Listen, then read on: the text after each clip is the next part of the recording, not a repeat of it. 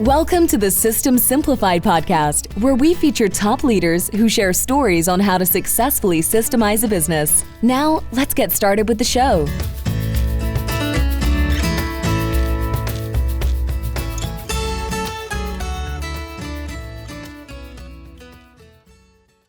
Hello, Adi Klevit here, the host of the System Simplified podcast, where I feature top founders, entrepreneurs, and thought leaders about systematizing a business. And today's episode is being brought to you by Business Success Consulting Group, where we create, document, optimize, and implement processes and procedures so businesses can grow and thrive. And today's guest is Jess Loseke. Hi, Jess. Hi, good morning. Thank you so much for having me. Yes, you're very welcome. I am so excited to have you on this podcast. And first of all, we have to give a big shout out to a mutual friend, Elaine Boyd, who introduced us. So thank you, Elaine, for the great introduction. Thanks, Elaine. Yes, and I did a great episode with her, and I'm going to put it in the show notes as well, so our listeners can listen and learn about what Elaine does as well. Yes, perfect. She knows all AI agents, all the things. So everyone needs to definitely listen to that episode. Absolutely. Okay, so Jess, let me start with your bio. Okay. And then we'll get into, I know it's going to be a very interesting conversation because you were able to scale, you grew a business from starting with $50, right, to an Yep. eight-figure business, which is amazing. And you were on the 4 consecutive years on the Inc. 5000.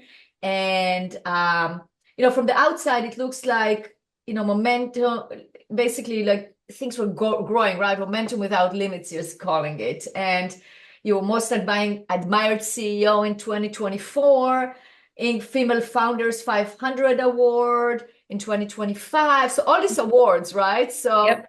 it was probably very easy, right? To just grow it. You had $50 and then eight-figure and boom. But no, we're going to talk about what it actually takes, right? And what does it actually mean to scale that way and grow so fast? And you are successful, but what does it take to actually get to be that successful? And how does it also feel for you? Do you feel that success? Do you feel like there is still more to do? Do you sometimes feel like, wow, how did I ever get here? I mean, all those things I'd like to talk about, because that's what us as entrepreneurs, we want to hear from other entrepreneurs. How does it really feel, and then get inspired by it. Yes, I wish I could say it was super easy. There's a Yes. little Well, more to it. let's go back to the beginning. So when did you start the business? Yeah, so my husband actually started our business back in 2013. So we sell used wine, whiskey, and specialty barrels after they're emptied at the distilleries and wineries. We buy them and get them to their next stopping point. So typically that means they're going to go for other whiskeys internationally, so Scotch, they go to Ireland, China, India, or they'll stay here in the US to be used for craft beer. Or finally, my favorite is when they go from our home to yours, where you guys make really cool projects with them. But before we were in barrels, my husband Ben was buying and selling other people's junk, is how I like to tell the story. So if you've ever seen the show American Pickers, he was one of like the OG pickers where he would go to garage sales, auctions, estate sales. He would buy other people's stuff and then he would resell it. But in 2015, we had our first child, and I kind of put the kibosh on all weekend estate sales. I said, we gotta be home and care for this baby. So he has his PhD in, it's called viticulture, which is the science of growing grapes. We lived in Nebraska at the time, and he was very well connected in the Nebraska wine and grape industry. And he saw that nobody was selling barrels. And so he decided to start bringing in barrels and reselling them. So between 2015 and somewhere in 2018, he really did this as a one-man show. So it was a hobby. He had a full-time job and he just did it all by himself. And in January of 2018, I had sustained a really bad injury. I fell down the stairs and I shattered my arm. I broke ribs. I had to have back surgery eventually. I had a 4-month-old baby. And my husband was trying to finish his PhD, and I was like, I can't add the career on top of it, even though I had a really thriving and great career. And so I quit my job, quickly learned that I What was were you not. doing at the time? I'm just curious. What was your career? Yeah, so I worked in human resources consulting, specifically in human potential. So if you've ever taken any type of assessment, so Strengths Finders Culture Index, Enneagram, Predictive Index, any of those types, those were kind of the assessment world that I lived in, positive psychology. And I specialized in working with senior leaders in healthcare organizations, so typically CEOs and C-suite individuals across the country at some of the country's largest healthcare systems. And so I would help them select who they were going to hire in to build out their teams and then coach and develop their teams.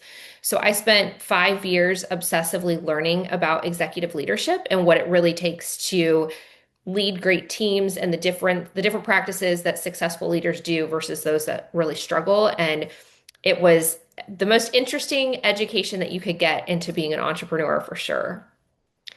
So I quit that Going and back, you quit that. Okay. yep. And I thought I'll stay at home with my then two little boys. I had a 2-year-old and then an infant, and quickly realized that they don't say thank you when you change their diaper, and they're not very appreciative of all the laundry you do.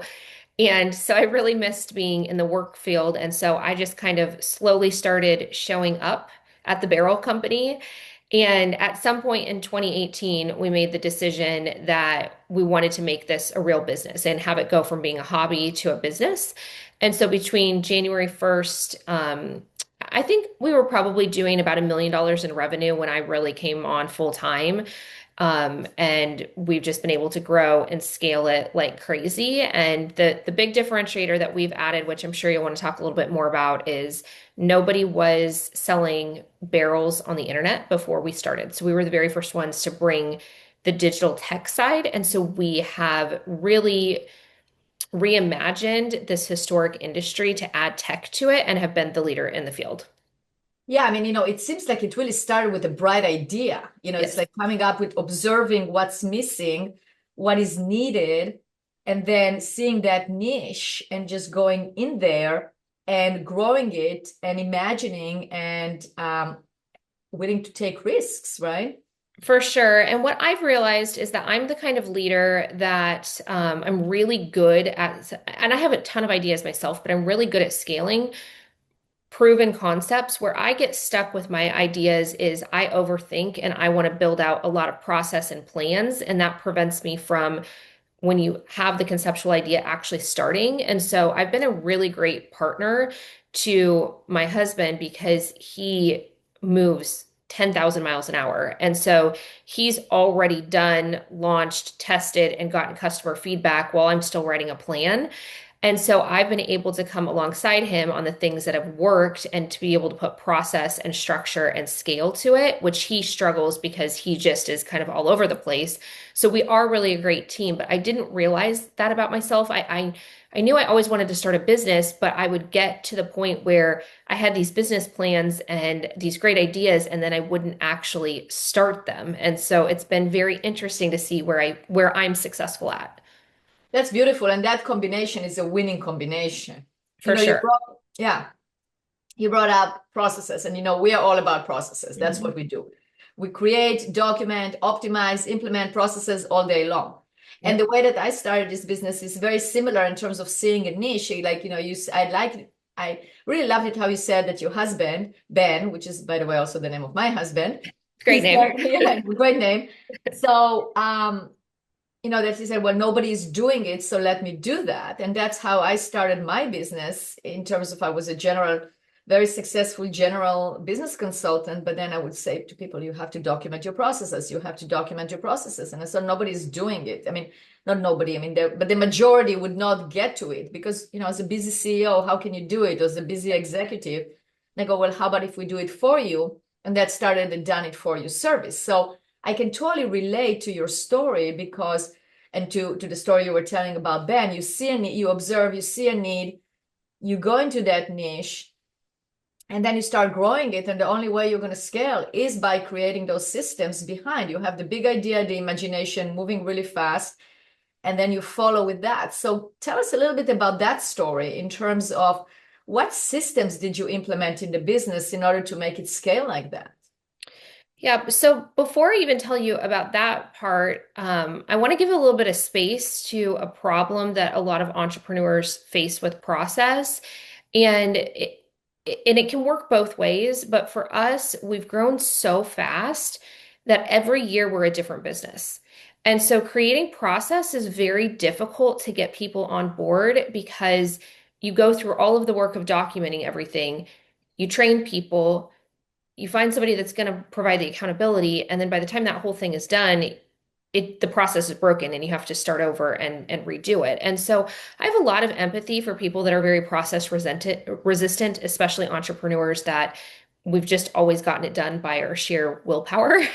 Yeah, And but I do really truly believe that having the discipline of creating the processes is the only thing that's allowed us to be successful, because otherwise the wheels fall off. Because if you have growth that is too fast and you don't have supporting process, at some point it will break.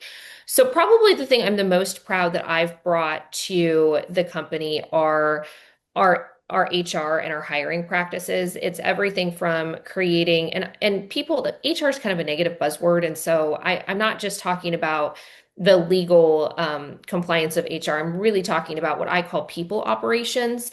So it's everything from having a mission, a vision, core values, creating recruiting processes that align with our core values, and having a super stellar onboarding process. I will say that's one thing that we consistently get feedback on is individuals coming from really large organizations that say their onboarding at the larger organizations was nothing like what we created. And really trying to create a culture, to me, HR really should be the culture keepers. And that's why I don't like that it's a negative word, because HR should be there to create, yeah, I mean, whatever you want to create with your mission, like it starts internally with your people. And so course. I That's the believe that most important thing. It it is the most is. important thing. If you don't take care of your people, if you don't hire correctly, if you don't take care of your people, if you're not there for them, you're not going to have people. How are you going to have a company? Yeah. So for example, so I kind of think that every single process that we have created goes back to the core of the people function. So let me just take Google Yeah. Suite, for example. So we hire a lot of people that come from distilleries that used Microsoft Office 365. And so on their first day, they feel a little bit overwhelmed because they find out that they're not going to have Outlook and we don't have Excel, and that they're Google systems. And so as part of our onboarding, we have a track where they go through all of their Google trainings and do some very simple things like in Gmail, teaching them how to set up the tagging system, because Microsoft, I haven't used it in a long time, but when I previously did, they used a folder system. And the tagging system can drastically change your life with the automations and the filters that are available. But people don't stop, like they don't think about, hey, I should go learn how to do this. They're so focused on learning their job. And those are the types of efficiencies that if you set it up on the front end, really propel people into the future. And so we've tried to be very disciplined about what has made us successful. And I'm constantly on a journey of, my whole goal is like, how do I double my capacity? And so I will try any sort of efficiency. And so I'm constantly iterating, and I want to be able to pass those things to my team. That's beautiful. And Jess, I'm so relating to what you are saying because that's the way we train our consultants and our writers. And that's where we really started to grow because I had the same realization as you. You can bring them on board, but if they don't know the system, you can teach them, you can overwhelm them. But Yep. cutting it down to breaking it down to little pieces that they have wins on and they can actually learn. So then they're not overwhelmed. They can spend a few days really learning and adjusting to the system, and then they understand what they're doing, and then you can train them on the rest of the things on how you do. So I think that's brilliant. I'm sure you speak with a lot of leaders that are very frustrated because they've invested a lot of money in a technology and then no one's using it. And so then they hire you to come in and help create a process for it. So I really try to focus as well on how do we have an internal champion that's going to really learn the system inside and out, and then they're going to teach our team members only what they need to know because it gets very overwhelming. And we use Asana, for example, and we used to use Trello. So we started with Trello, then we moved to Asana. We've looked at Monday, we've looked at ClickUp, but Asana kind of has fit best for what we really need. And Asana has a lot of tools within it. And if you simply set out to learn everything, that could be your full-time job. I mean, that's why a project manager role exists, is because it is a legitimate job. And so it can be very intimidating. And if people don't know how to use the tool, then they don't use it. That is very true. And I liked how you mentioned that entrepreneurs are sometimes will shy away from documenting or creating processes because they feel it constantly change. Mm-hmm. And especially as you grow fast, yes, you are evolving as an organization. But to your point, and I want to emphasize that because it's so important, if you don't have the process laid out and documented, you don't know what you are changing. And the change can also, because change can be good, and change can also be detrimental, because if you're changing the wrong thing that is actually working, you can go downhill. I mean, I'm sure it wasn't like, also for you, it wasn't just up, up, up. I'm sure there was some kind of like going like this, right? Actually, it was really up, up, up until last year. So the industry that we're in about 18 months ago crashed like the housing crisis. And so we had never had a down year. And so, and that's where it's very unusual, but we really had just been on this upward growth. And then it really dipped a lot, which we have found we've had to undo a lot of our processes because they were built for a different time. And so it's just a constant iteration. And one thing I thought of when you were talking is, so I have two boys, they're 10 and 8 now, and my 10-year-old is in 5th grade, and he is very passionate about robotics. So here in the state of Kentucky, we have a pretty thriving robotics community, and his team made it to state this year, which was very exciting. But one of the reasons that they did not make it to Worlds is because part of the robotics is all student led. So you have like a teacher or an ambassador, but they cannot help. They can't teach you how to build the robot. They can't build it for you. They can't help you make changes. The kids do everything start to finish. And as part of that, before they go to every tournament, they are required to keep a quote unquote notebook. And in the notebook is all of the documentation of what they changed, what they built, and why they did it. And my son's group has really struggled with notebooking. And I've tried to teach him that this is a foundational life skill. This isn't a robotics specific skill, because if you have the discipline of documenting what you're doing while you're doing it, even if it doesn't make any sense, it gives you the ability to go back and reflect what's working and what's not, and to fix the things that are broken, because we sometimes move so fast we don't remember. And so I have loved that metaphor to be able to give to my team when they don't want to slow down to take the time to document, because robotics, I think, is a perfect picture of how I'm seeing this. It's not just in business. Like, there's all different kinds of fields that really benefit from it. Absolutely. What a great metaphor. It's a great example to show the importance of documentation, even if things change, because you then can monitor the change. For sure.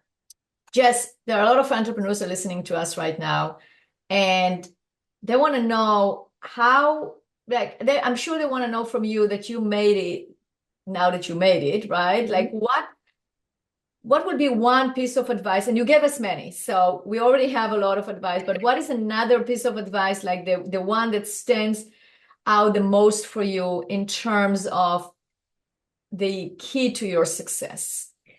So I'm really passionate about this topic of being unhinged on purpose. And so unhinged is a word that has a lot of negative connotation. You often think of it as crazy. And I do think that crazy is a good word to substitute in there. But what I found in hiring and coaching people and then being very involved with other entrepreneurs is that the difference between somebody that stays an employee versus somebody that starts a business is there's a different level of risk orientation. It's not typically because they had some great idea. I mean, you do have to have a good idea to go alongside it. But at some point, there was some level of frustration and combination of risk orientation that existed that made you willing to take this crazy or unhinged leap to start a business where you were willing to sign personal guarantees. You were willing to take on employees not knowing how you were going to be able to pay them. We moved our business across the country. So we started in Nebraska and we moved to Kentucky. And those are seemingly unhinged things. But somewhere along the way, when times get tough, we tend to start playing it safe and we tend to take less risks. And I don't think that you should be irresponsible with risk, but I think that the thing that makes really great entrepreneurs is when you're willing to think outside the box. And I just want to continue to challenge other founders to not lose what made us start this in the first place, because with tech and AI changing things so fast, that's the piece that is never going to be replicated by a computer. And I think that's going to be our competitive advantage going forward. I couldn't agree more. Jess, the way you are expressing that was tremendous. I mean, that advice is gold. So I hope our listeners that you're listening to every word that just said and follow it, because it's so important to remind ourselves of that, because that's the spirit, that's what got us going. And we have to continue with that in order to push us to the next level. So that is so true. Absolutely. Yeah. So Jess, if our listeners want to reach out to you and talk to you and know more about your products and also just ask you questions, or maybe somebody's listening to us and I want Jess to do public speaking for me and really get my team going and talk to my team. How can they reach out to you? Yes. So if you're interested in learning more about barrels, because I know it's an unusual topic, you can find us at Midwest Barrel Co. So that's Midwest Barrel, BARRELCO, and then .com, or that's the handle for everything. And then you can find me personally as Jess Loseke on all platforms. So Loseke is LOSEKE, and I'm on all the things. I have a website, but yes, I would love to talk to anybody that is looking for some inspiration with their teams or other founders. Fantastic. Well, Jess, thank you so much for the conversation and for being a guest on this podcast. Thank you for having me.